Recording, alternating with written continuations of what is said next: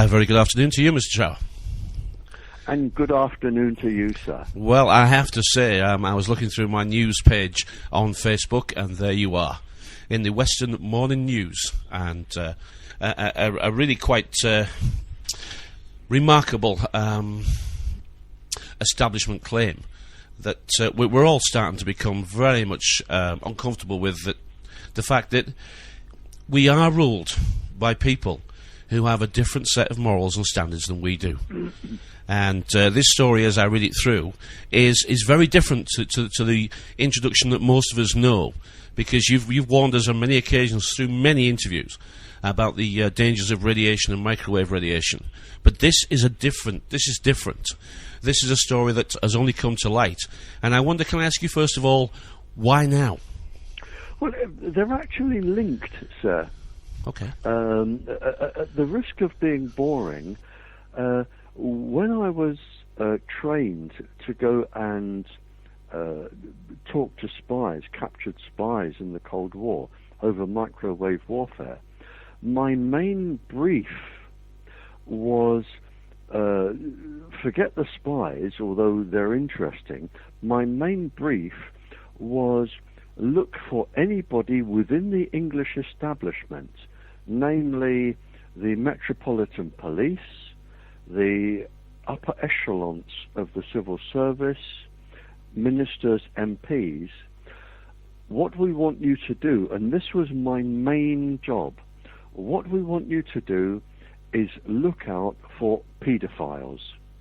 And that was my main task. Spies were secondary, other people were secondary or thirdary, but my main task was to look out for paedophiles.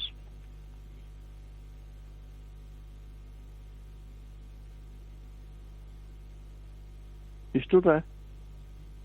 Yeah, I'm still here. Sorry, I'm talking away to myself here. You must have been around about 20-something. I'm looking at the newspaper here. It claims your age to be 68 at this time. 69.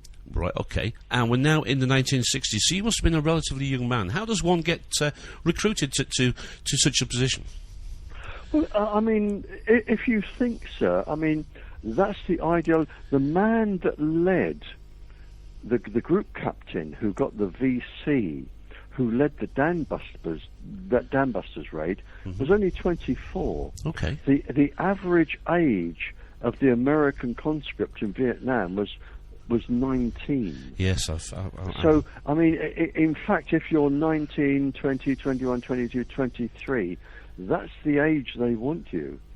You know, when you have group captains, VC, of 24, I was within that age group. Okay. So there is nothing unusual about the young age, sir. Okay, I'm just remarking on the fact that you know, I don't know many spies, I'm afraid. So to me, it seems you know, quite a task for a 20-something to undertake. And MI5 recruited you to work in the education department of Wormwood Scrubs in the 60s and 70s.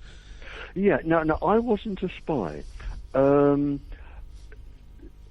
There is a big difference, and people don't appreciate this, and I think James Bond has a lot to answer for, but being total rubbish, of course. I mean, you have agents, you have sleepers, you have spies, and you have military intelligence. There's a big difference between all of them. James Bond was military intelligence. I was an agent, and I don't like it blown up out of proportion. I was an agent. Now, the only word for agent is a gatherer of information. That is it. Mm-hmm. I worked in secret. But I don't like the term secret agents because they come back to James Bond, which is really stupid. Okay. I was an agent, that is a low-level gatherer of information over a long, long period of time.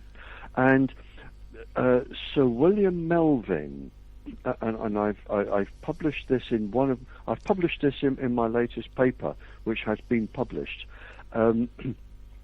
Sir William Melvin, 1911, realised that when people were convicted, namely spies, paedophiles, anybody else, when they had been convicted, only about 5% of the really useful information ever came out in court. They kept the rest secret.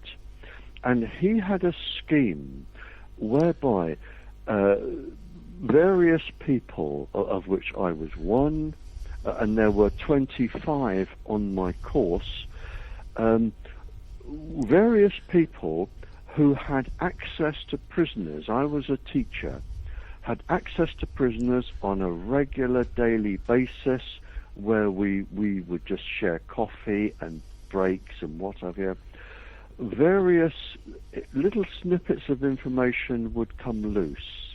Mm-hmm. And I spent 14 months under intensive training of a psychiatrist in a maximum security psychiatric unit in the UK, training under the psychiatrist, not to ask questions, but to listen, and to listen for key words, and then induce the people to talk more about the key words. So I was trained for this, I was in the position for this, and as it happened, I was in the position to locate paedophiles in the Metropolitan Police, the senior civil service, ministers, MPs, and when this thing broke, which I mean I had no interest in bringing out at all. When this thing broke, it was the MP Simon Vinchek who said two things. He said that no prosecutions were brought and the files were lost. And I telephoned his office and I said, look, I can answer just two questions. I'm not that important. I don't really have much information, but I can tell you that I collated around 16 names. I know why the prosecutions were never ever taken forward, because we were told when we got the paedophiles it was not to go to court, and I know that the files have not been destroyed, because they may have been, but the basic material that I wrote is still available, and I could recreate those files in no trouble at all. The article that I'm looking at here, you were working on behalf of MI5, and this was intelligence gathering over what appears to be about 11 years, is that correct? You'll have to excuse me, Sam. Drinking a cup of tea. That's okay. And you're intelligence gathering as a PE teacher? I was intelligence gathering for MI5 and MI6. And this, just to clear, just so I can say this, this is what you were working. You were looking for details of senior politicians, police officers in the Met, and high-ranking civil servants who had links with inmates. Now, when we hear that, we think, okay, so were you a PE teacher? Is that right? I was a teacher of human physiology and physical education. And what we're reading here is that many of these young boys, as we know they are, they're actually spending weekends with these people, taking spa trips and weekend breaks. Oh, absolutely, sir, absolutely. I mean, if you think there were 2,500 people in Wormwood Scrubs at the time, and I was also conscripted to work at Bulwood Hall, Bulwood, Bulwood Hall, mm-hmm. That was the girls' borstal. I were only allowed to report to 3 people. It is incredibly low level, and takes over many years of work. Among the people that I came into contact with, I was one of the few people that had contact to every single person in Wormwood Scrubs. And one of the main points here, and you must forgive me, so I've been doing many interviews over the last few days. I may sound a little bit tired. We had 273 boys from the age of 11 to 15. And one of the things that struck me, because they had to have, by law, an hour's education every day. And the boys would say, I've been promised that I'm only going to do 16 weeks instead of the 2 years, Borstal, or this person's going to make sure that I go to a really nice Borstal where we do camping and go out, and I'm not locked up in a box. And what we would pick up from that is we would then document who visited them, who wrote to them, why they wrote to them, their addresses, their status. And I would say to the boys, just very casually, after 14 months training, you really are lucky to have somebody that famous talking to you and visiting you, because I couldn't get to see somebody that famous if I tried all of my life to get an interview.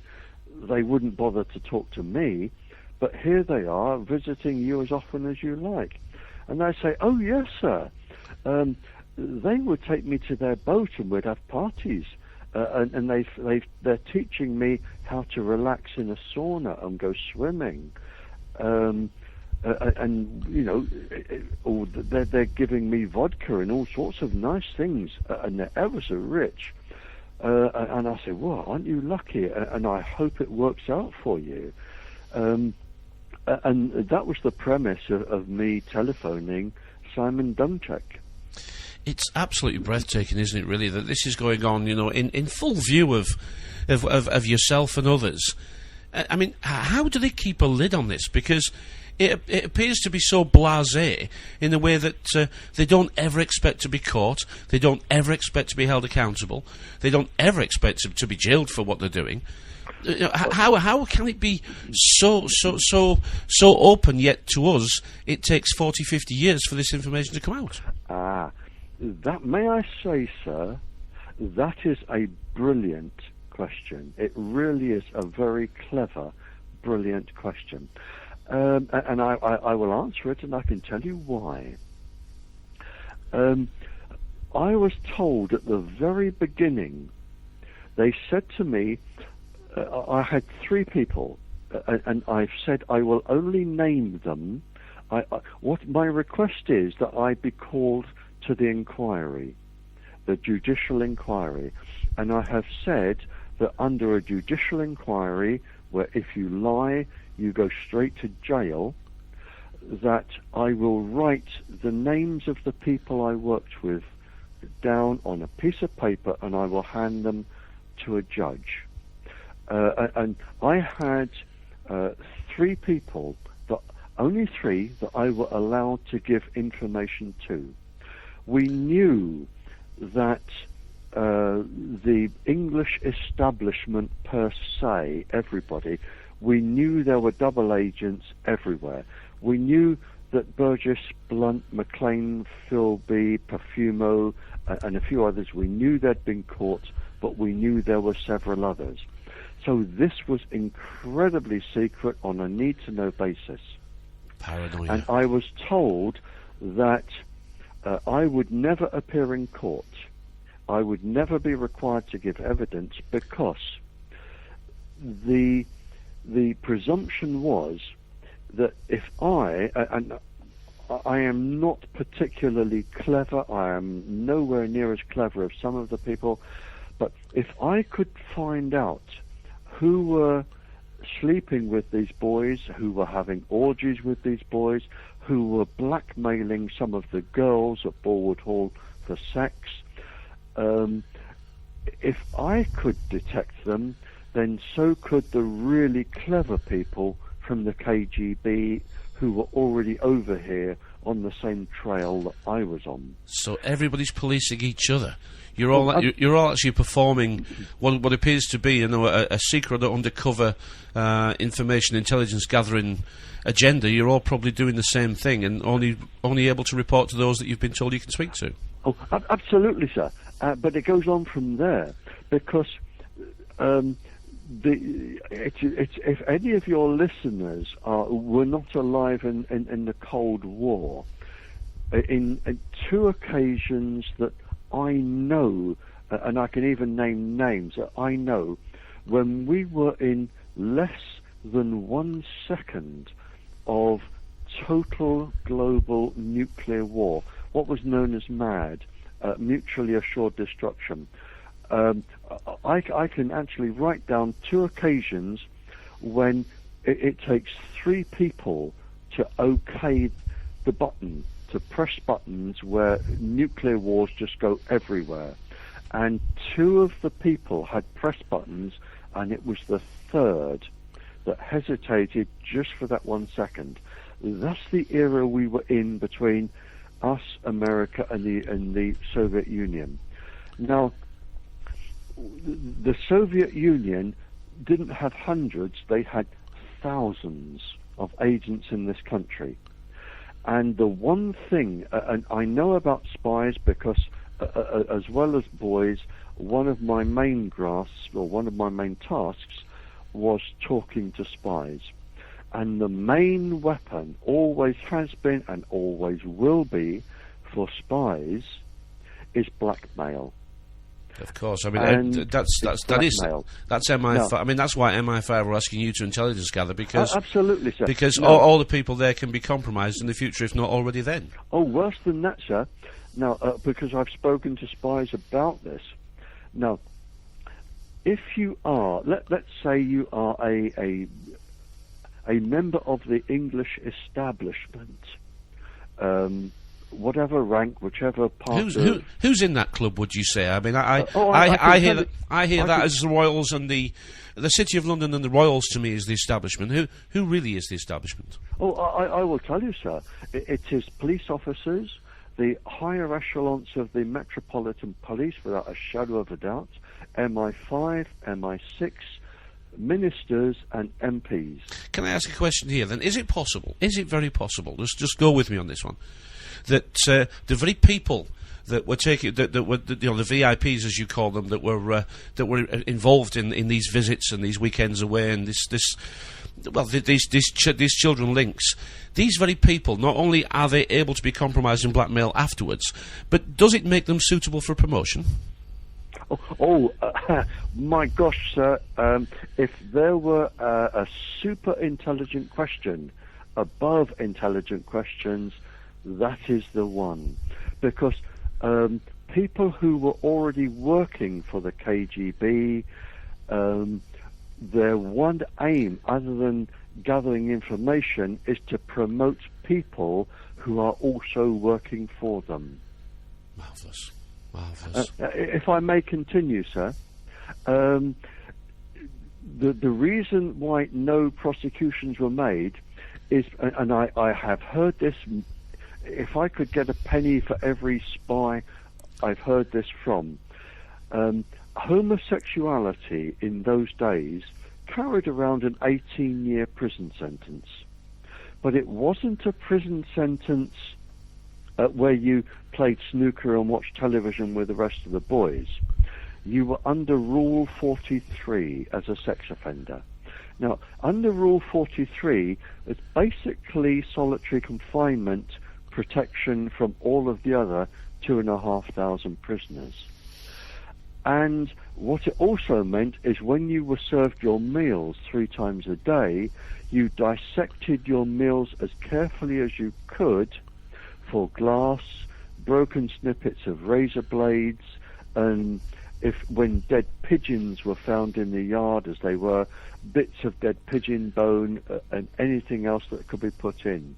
It was 18 years of that. Now, I've described your workplace as Wormwood Scrubs, but you're telling me that the boys were 11 to 15, which Wormwood Scrubs to me is an adult prison, so it must have been Wormwood Scrubs the Borstal? No. If I could just finish, sir, for 2 seconds. If you would come back with that question, sir. What I'm saying is that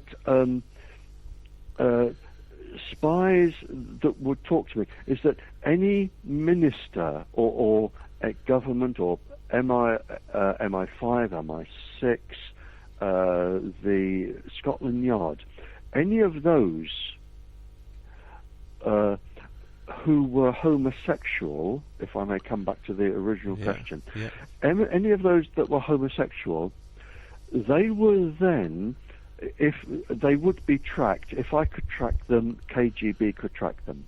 Now, if they could be tracked, they were given a choice.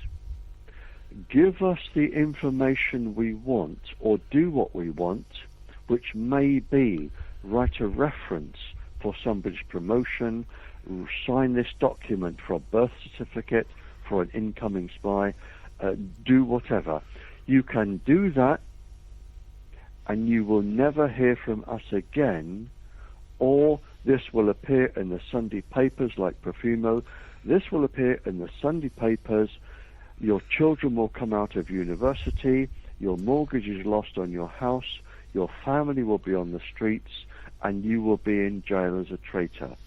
Now, you have that choice, or you can sign this piece of paper, and to a man, and I had this from, it was 5 or 7, I get confused with those numbers, they all said without a shadow of a doubt they signed the piece of paper. So this is why nobody was prosecuted. They weren't prosecuted because the English establishment, if they knew they were homosexual, they knew they could be blackmailed. If they could be blackmailed, they could be watched. And if they could be watched, we could find who would approach them. And if we could see somebody approaching them, we could find out what documents they had access to and could give away.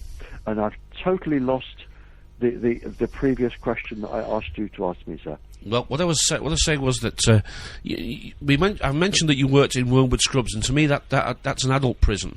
Yet the ages of the boys that you're referring to here are 11 to 15.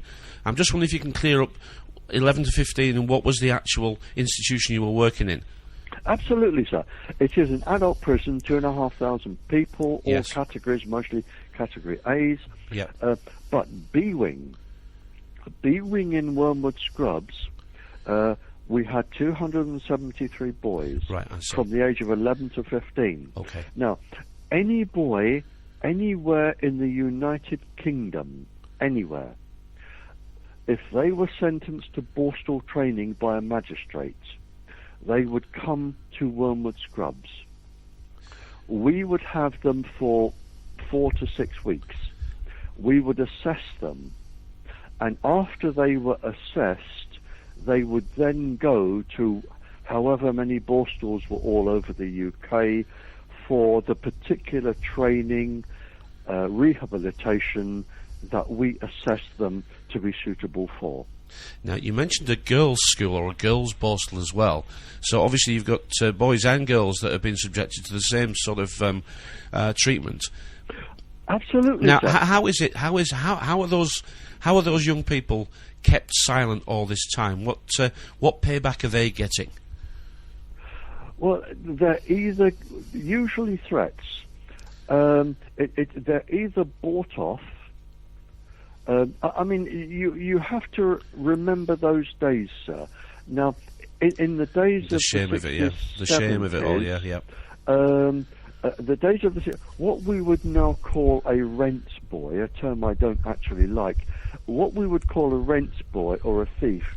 Now, you put one of those in the dock, and you bring in a minister to say this boy is lying, and back it up with other ministers and senior civil servants.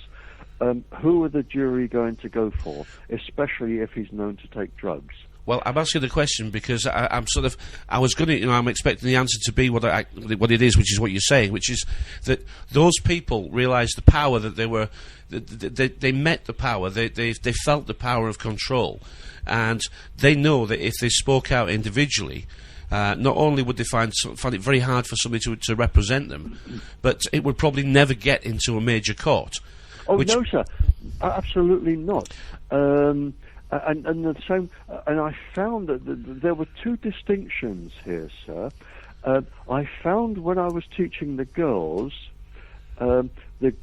were tended to be blackmailed by police officers, and when they were caught for whatever they were caught for, and there were many offences, it was, this can't be proved, but I can drop it for sexual favours, and we will only charge you for this, and you're not looking at a prison sentence now, you're looking at Borstal, and the minimum is 16 weeks, and all the time we have you comes off that 16 weeks. We can't throw everything away because it's already in the public domain, but we can destroy this because it isn't. For sexual favours, we can make sure you do this. And then you would get, if this comes out, all of these other crimes will come into the jurisdiction of the courts, and you could get another 5 years. So that was one aspect. And with the boys, it was, we have so much money, and we know that when you're released, we can give you this and this and this, and we can get you a job, and we can do these favours for you. So it was bribery and threats, and the kids knew that in those days, nobody would ever go against a police officer or an MP or a minister, or it just wasn't done, especially with the barristers they had with them. Of course, the kids do not have access to legal aid. We only have a short time with you, and I want to get a couple of more questions in before we sort of start finishing up here. But could I just say one thing before you do that, sir? Yeah. I have made a plea, maybe in the news or not, I don't know. But if any of the kids listening to your program know they have been blackmailed, know they have been sexually abused, I have asked that when I give evidence, these people can come forward. They will have total immunity and total anonymity. If they can be guaranteed that, they can give their evidence, because I can provide the names that will back up their stories. We've only heard your experiences working within the Wormwood Scrubs boss, or the B wing of Wormwood Scrubs, and how the establishment treats those people that were there. A very small reflection of what I think is a much bigger problem here. I mean, I think if I ask you the question, would you agree that this is just a one-off type scenario that doesn't occur anywhere else, or would you say it very much is replicated elsewhere across the country? It is replicated across the country, sir, and what we are dealing with now is the very tip of a huge iceberg. Now, can I ask, obviously this is all coming out in the press, and a lot of people say the press is controlled, but they're having trouble keeping the plugging all the holes in these stories, because they're coming out very quickly now, and the majority of the stories are about people who've actually died. But you're telling me that your information refers to people who are still living? Absolutely, sir. Some of them are dead, but some of them are still living. The children are certainly still living, and they have lived with this, and for all I know, they have had nightmares for 40 years. And the one thing I can guarantee, because I wrote the files on the 16 paedophiles, there may be 114, I only know 16, but the 16 paedophiles I knew, if anybody has been convicted, what I can do, if they are guaranteed total anonymity, total immunity, I can, if they come forward with their names, I can go straight to the filing cabinet that I wrote, and I can match their name with the paedophile's name, and I can confirm that they were involved with this person because I wrote the notes on it. Now, with the way this interview has gone, it could make people think that we're dealing with an epidemic of corruption here, an epidemic of paedophilia, an epidemic of abuse throughout the entire setup, what we call government and the system we live in.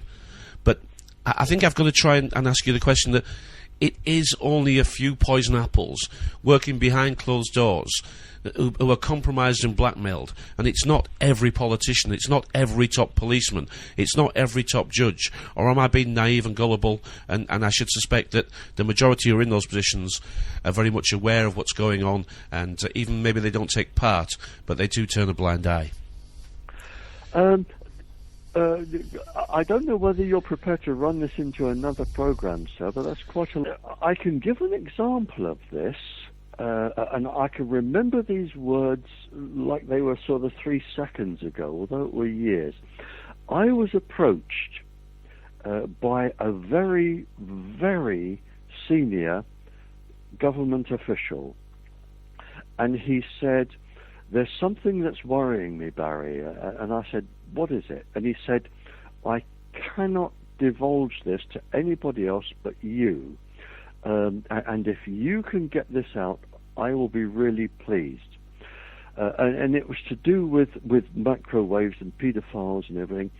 And he said, I have just done some research within the government, and I know that it is going to cause harm to a lot of people if I divulge this information. And he said, now the problem I have, and I'll be perfectly honest, he said, I have 2 children at university that I am paying for. I have this huge house that I am paying for with my mom. I have a wife that is dependent upon me. Now, he said, if I breathe one word of this, one word, I will be out of a job. My children are out of university. I've lost my house, and we go from big house, university, very well-to-do family, to how do we get onto Social Security? He said, now, I cannot do this to my family, but I also cannot divulge this information to the country. He said, if you will divulge it without me or without it coming back to me, that is okay. And this is the problem, sir, that you may be innocent, but once you are in the English establishment,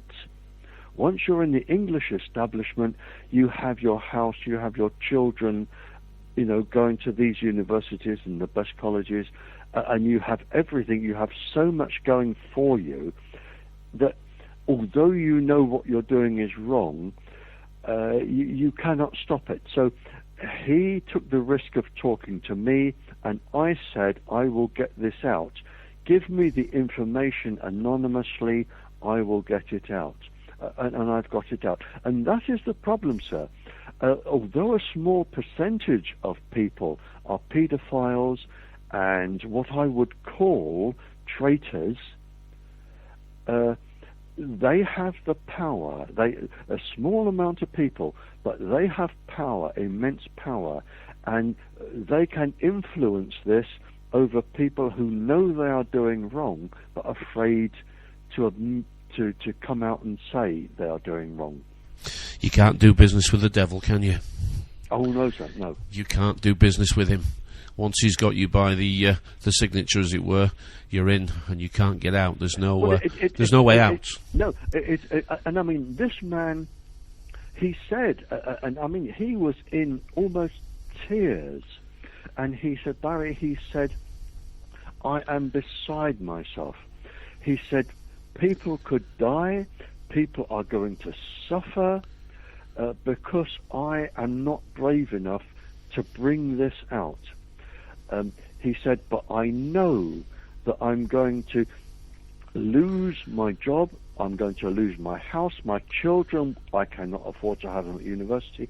he said, and I love my family, and I have to keep them where they are. Isn't that a microcosm of the world we live in? Isn't that exactly how it works?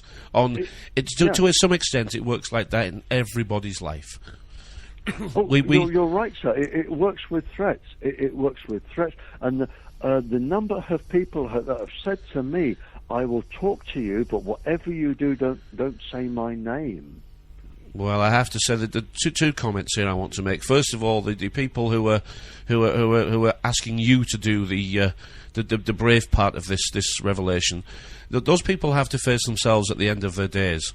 And it doesn't matter how much money you've got, it doesn't matter how many things you've acquired, or how many titles and degrees you might have collected along the way.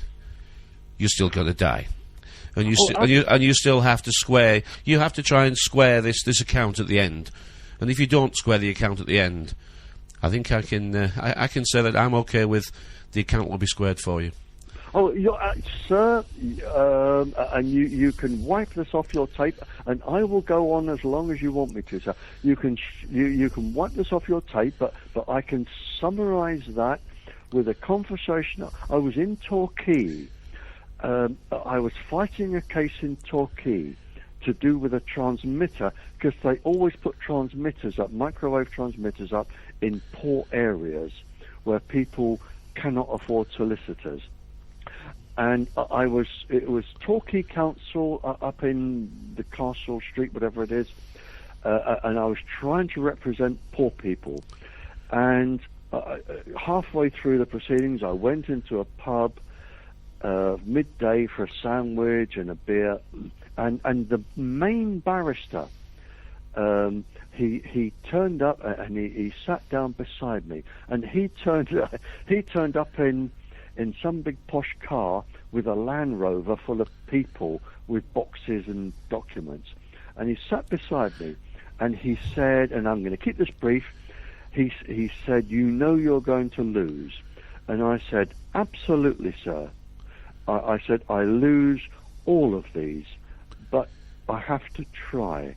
And he said, you don't understand article this and article that and what have you. And I said, "I fully understand, sir, but I have to try." And I said to this barrister, and he was on then, I think it was something like £1,000 an hour, plus expenses. And I said, "Would you answer me just one question, sir? One question, that's all I want to know." And he said, "What is it?" And I said, "Look, you and I are at a certain age, and we're on the downward part of the slide." I said, "When I meet my maker, for all the bad I've done, I'm going to try and put this up as good. But would you answer just one question, sir? One question. Would you tell me one sentence, and that is all I'm asking for, when you face God, your God, after your life, when you face God, knowing all of the deaths and the suffering that you have caused with your loopholes, would you just tell me, for my own curiosity, what one sentence are you going to say to God that justifies everything you have done?" And that was it. And he thought, and he didn't answer. He went back. He won the case. I lost, and I lose all of them. But as I say to your listeners now, I would sooner be me that loses everything than somebody who does not have that one sentence to face God with. I absolutely agree. I do know that, in the world that I see through my eyes, we have the meek at the bottom, and God bless them, they are peace-loving, kind people. We have the strong in the middle, not enough in number, but prepared to do the right thing.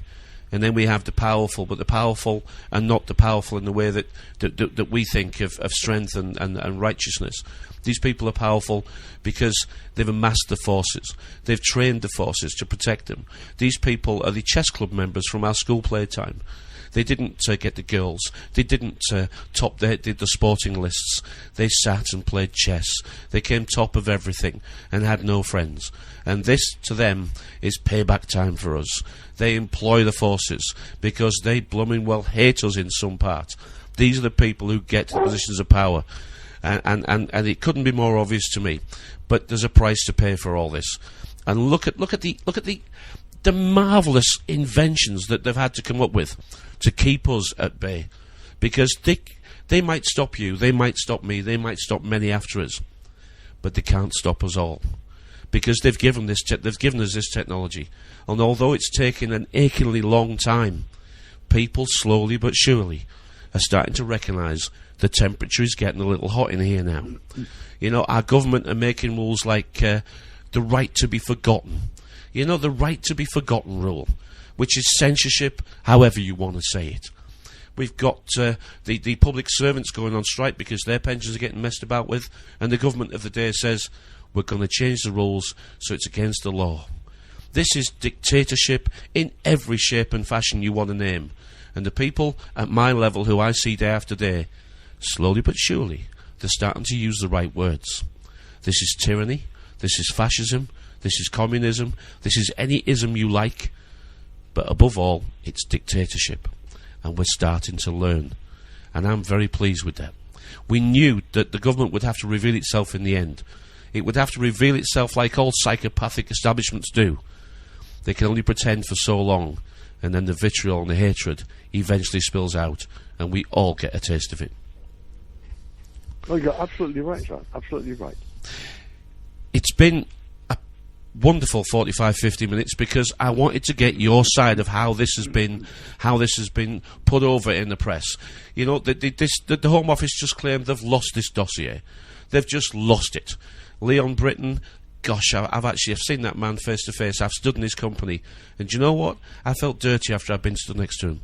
I actually felt unpleasant. There's something about these people that you can sense, and they're not the same as us at all. Well, I can say so, and I'm going to choose my words very carefully, so you're not in any sort of legal problem.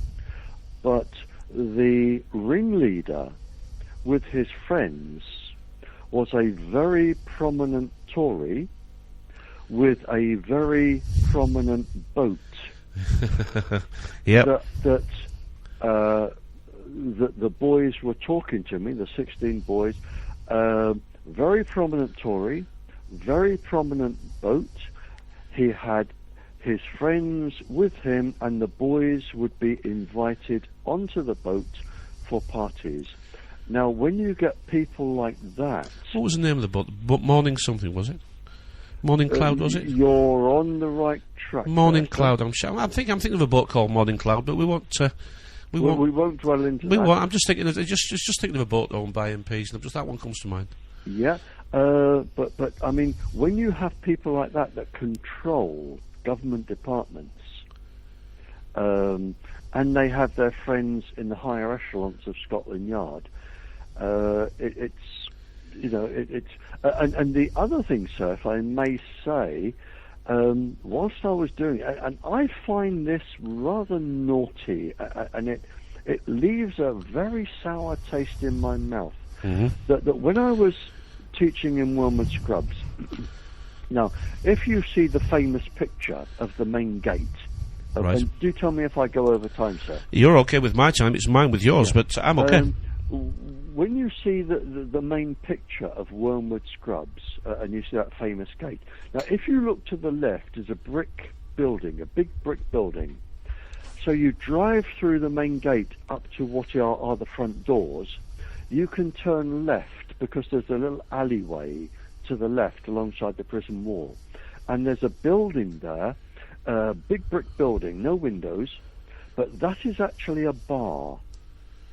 And anyone who has security clearance working within the jail, lunchtime, evenings, they can walk out, just go into the bar there and have a few bars and a bar meal and whatever. But the thing that intrigued me, because I'm a gatherer of information, the police on duty with the Metropolitan Police, any officers on duty, they could drive through the main gates and then turn left and go behind this bar where their car couldn't be seen by the road. And they would come in and they would be there every lunchtime.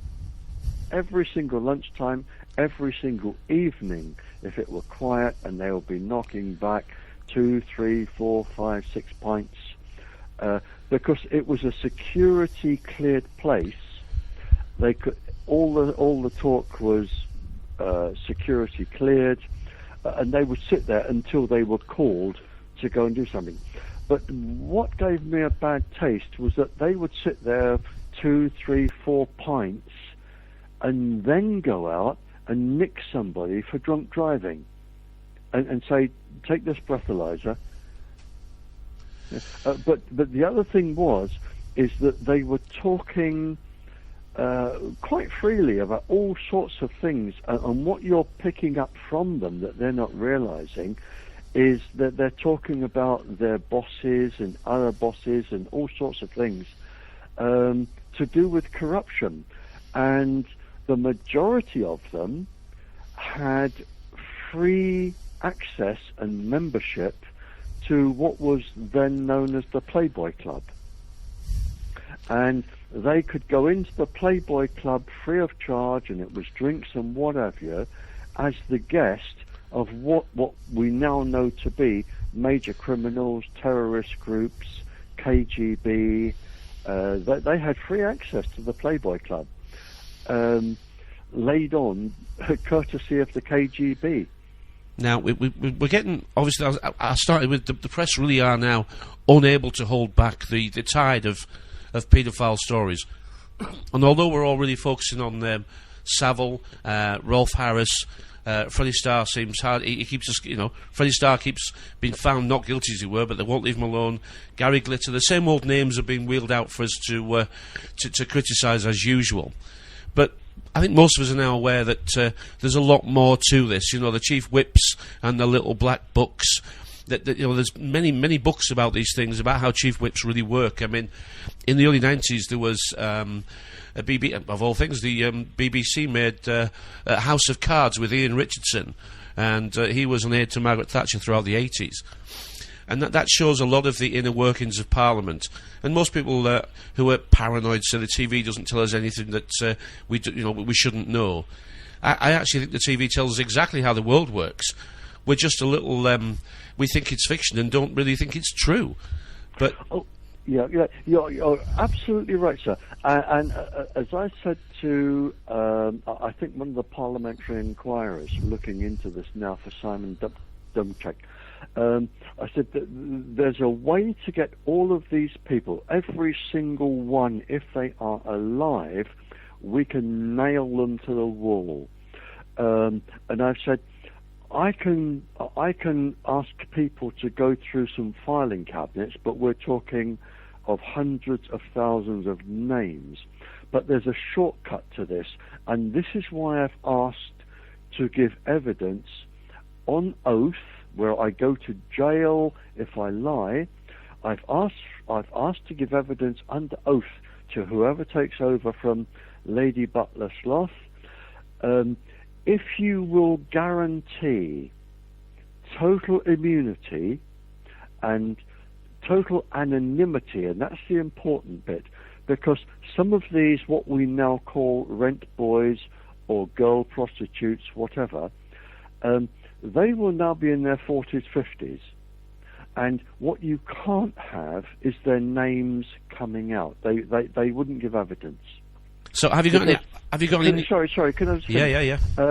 Because if I'm a sort of an 8-year-old boy and I see a name, or somebody in school says, "Did you know your dad or your granddad or your mum or your grandmother was a prostitute or a rent boy?" Because it's here in the inquiry, which is what they are now.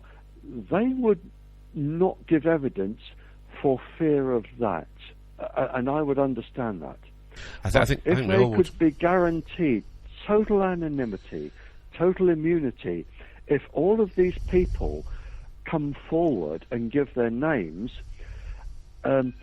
we can shortcut the process. Rather than go through hundreds of thousands of files, if somebody comes and says, well, look, I was John Smith, I was Mary Bloggs, and I was blackmailed into this, or I was paid to do this, we can go straight to the file because they're in alphabetical order. We're not into computers these days.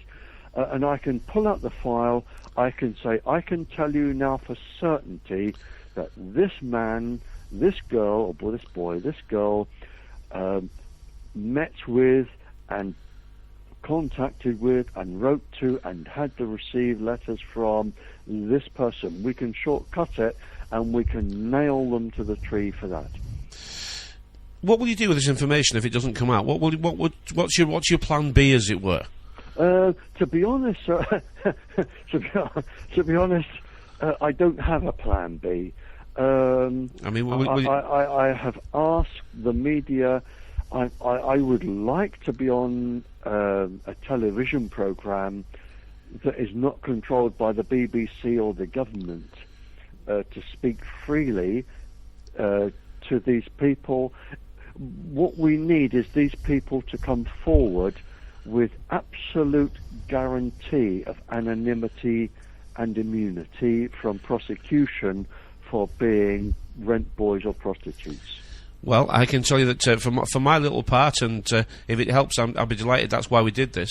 I'll put this information straight out onto YouTube, and because of the name and how well known you are, I'm hoping it'll be picked up very, very quickly, because the one news article that I have came from what appears to be a local newspaper to you, and that was the Western Morning News. Is that correct?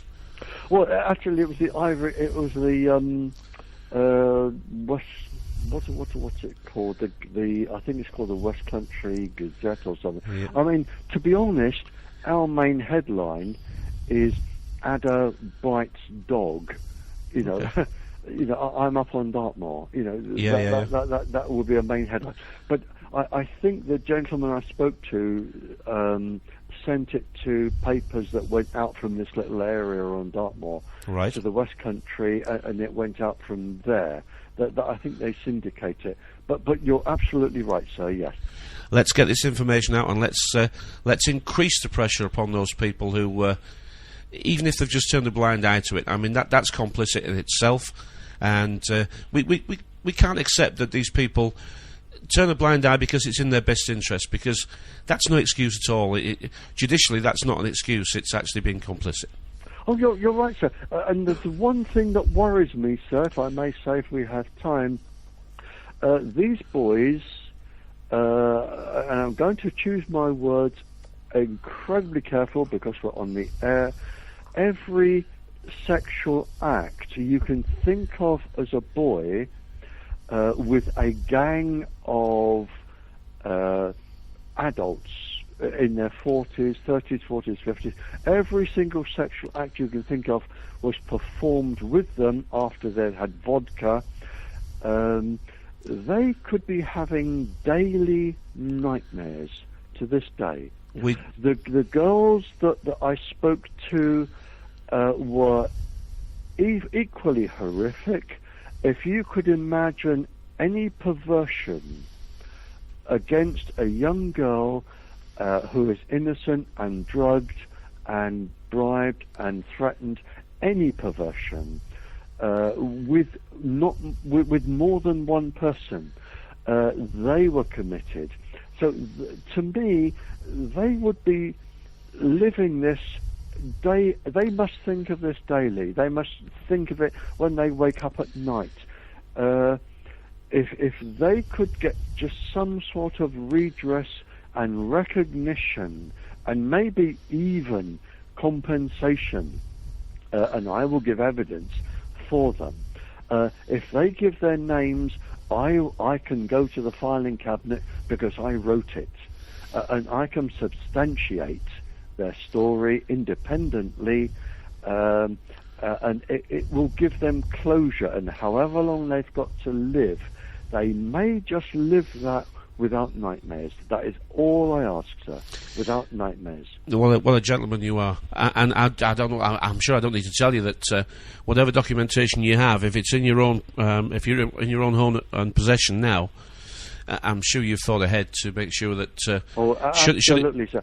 May I just make one more small thing, sir? I have worked for free for 18 years pursuing this. I do not accept money. I do not accept gifts. I won't even accept a pint of beer. I do not accept money. I do not accept gifts. If I stand in court and the barrister says, and just how much are you making for this? Yeah. It is nothing. If I lose money and I give up time for every single thing I do. It's been a pleasure speaking to you, Mr. Trower, and good luck in your... Barrie, you call me Barrie, sir. Pleasure speaking to you, Barrie. Good luck with everything you're doing. Thank you. It's my pleasure, sir. May I just say, sir, may I thank you for your interest in helping people, and may I thank you for your courtesy. It's what I enjoy doing most, and it's what you enjoy doing too. That's why we do it, isn't it? Thank you, sir. Bye.